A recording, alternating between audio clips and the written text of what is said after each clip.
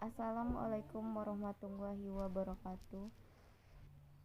Segala puji dan syukur kami panjatkan kehadiran Allah Subhanahu wa Ta'ala yang telah melimpahkan rahmat dan hidayahnya kepada kita semua.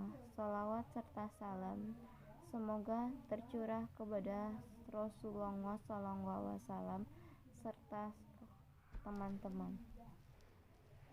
Saya Dini Andriani dari kelas 6 MPIC akan menyampaikan hasil makalah saya yang berjudul tentang pengelolaan laboratorium pusat sumber belajar. Yang pertama yaitu pengertian laboratorium. Laboratorium yang sering disingkat yaitu lab adalah tempat dilakukan riset, penelitian ilmiah, eksperimen atau percobaan, dan pengukuran ataupun pelatihan ilmiah. Pada umumnya, laboratorium dirancang untuk memungkinkan dilakukan kegiatan-kegiatan tersebut secara terkendali. Laboratorium ilmiah biasanya dibedakan menurut disiplin ilmunya, seperti laboratorium fisika, laboratorium kimia, laboratorium biokimia, dan laboratorium komputer, laboratorium bahasa, laboratorium dan jenis peralatan maupun sarana dan prasarana penting untuk menunjang proses pembelajaran di sekolah.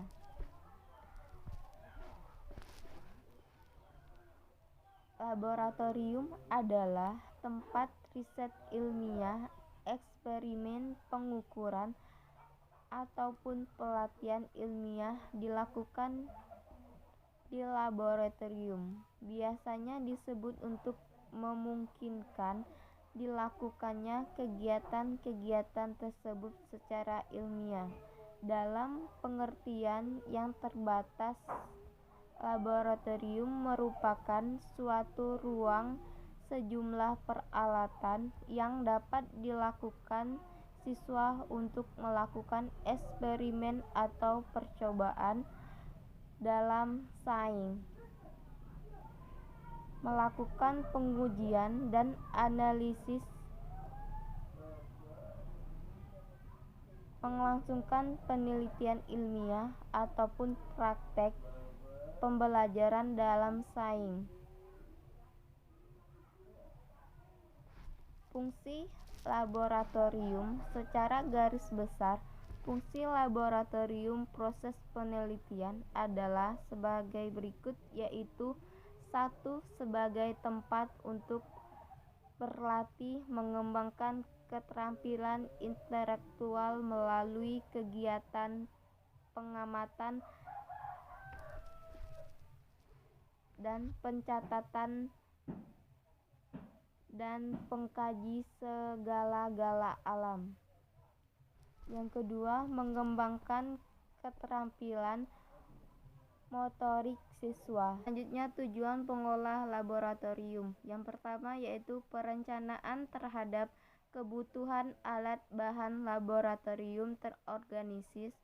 Yang kedua, semua alat dan bahan yang ada di laboratorium terdeteksi. Yang ketiga, seluruh aktivitas laboratorium mudah dikontrol.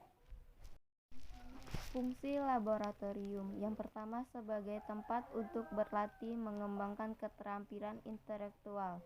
Yang kedua, mengembangkan keterampilan motorik siswa. Yang ketiga, memberikan dan memupuk keberanian untuk mencari hakikat kebenaran ilmiah dari sesuatu objek dalam lingkungan alam dan sosial. Yang keempat, memupuk rasa ingin tahu siswa sebagai modal sikap ilmiah seseorang calon ilmuwan. Yang kelima, membina rasa percaya diri sebagai akibat keterampilan dan pengetahuan atau penemuan yang diperolehnya. Selain itu, fungsi dari laboratorium sebagai sumber belajar yaitu yang pertama, laboratorium sebagai sumber belajar, yang kedua, laboratorium sebagai metode belajar, yang ketiga, laboratorium sebagai prasarana pendidikan. Jenis-jenis laboratorium. Yang pertama yaitu laboratorium analisa air dan udara. Laboratorium analisa air dan udara menyediakan layanan untuk menganalisis kualitas air dan udara dan juga memberikan layanan konsultasi untuk menilai dan mengukur keadaan lingkungan di lapangan. Yang kedua, laboratorium analisa tanah dan tanaman. Laboratorium analisa tanah dan tanaman memberikan layanan analisa unsur-unsur hara tanah dan tanaman.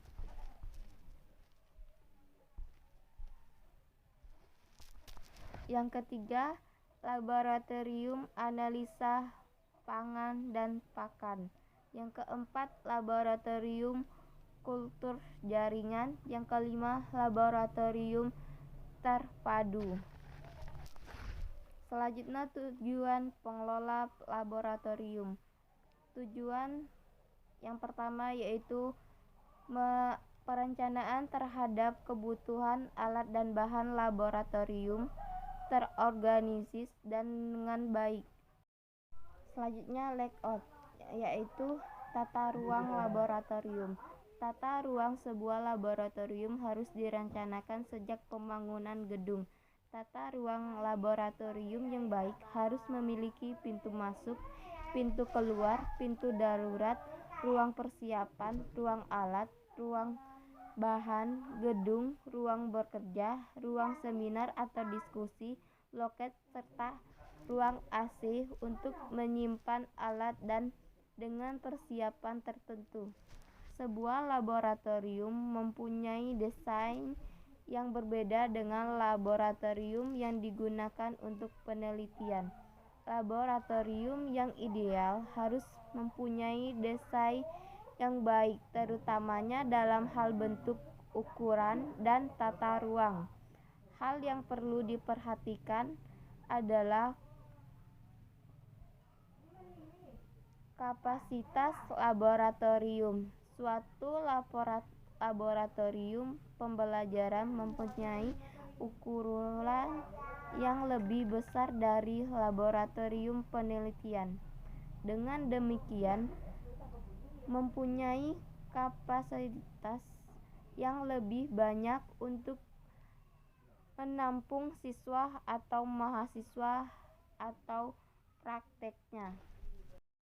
Kunci keberhasilan laboratorium ditentukan oleh strategi pengelola yang meliputi beberapa aspek, yaitu yang pertama, perencanaan, yaitu planning. Perencanaan bukan sekedar mengatur kegiatan, melainkan juga menentukan indikator keberhasilan dalam setiap tahapan dari kegiatan yang direncanakan. Dalam pengelola laboratorium, merencanakan kegiatan meliputi layanan praktikum, penelitian, pengadaan peralatan dan kebutuhan bahan, optimalisasi sumber daya, mencari sumber-sumber dana untuk kemandirian.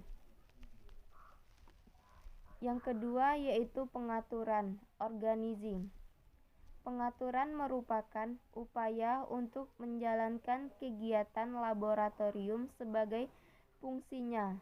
Pengaturan mencakup yaitu setting. Setting merupakan suatu kegiatan pengaturan letak dan penataan yang mencakup penempatan mebel, peralatan, dan bahan kimia. Selanjutnya, regulating. Regulating merupakan suatu pengaturan jadwal, kegiatan, dan penyusunan perangkat lunak untuk terlaksananya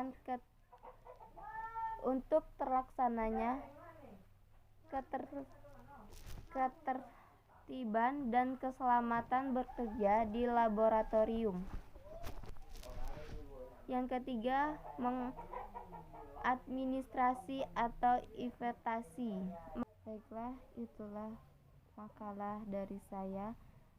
Apabila ada kurangan, saya mohon maaf. Saya akhiri. Wassalamualaikum warahmatullahi wabarakatuh.